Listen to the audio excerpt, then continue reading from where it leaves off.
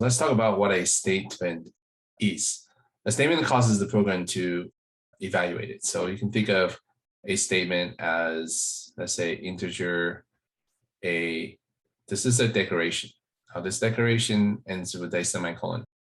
Most of the statement ends with a semicolon. So you can associate semicolon with statement. There's a few very rare cases where a statement does not end with a semicolon, but most of the time you can consider as soon as your flow of control reads that semicolon, that entire thing that precedes it is evaluated. This could be a declaration.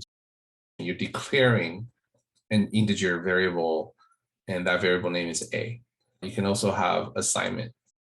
Assignment expression itself ending with a semicolon that in and of itself is a statement. So you can have integer A equals 1.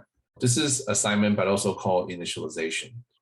You'll see a whole bunch of lines of code with semicolon. Those are statements.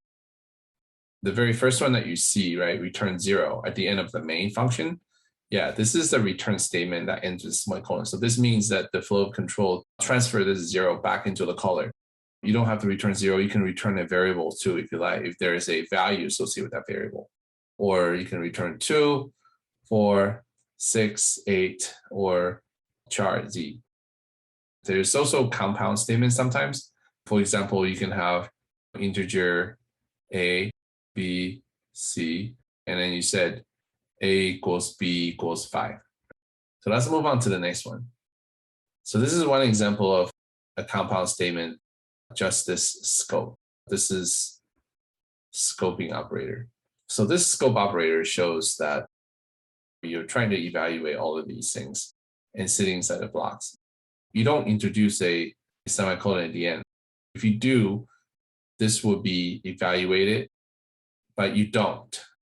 That is an example of a compound statement using the curly braces to set a scope that does not have a semicolon. So sometimes you can type in this, just this, inside your code. So this is what we call an empty statement. This empty statement doesn't do you any good. A null statement, actually. This is null statement.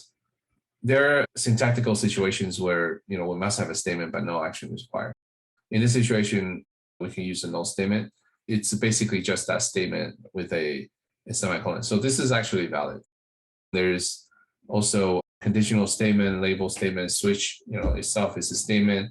Iteration could have lots of statements in it.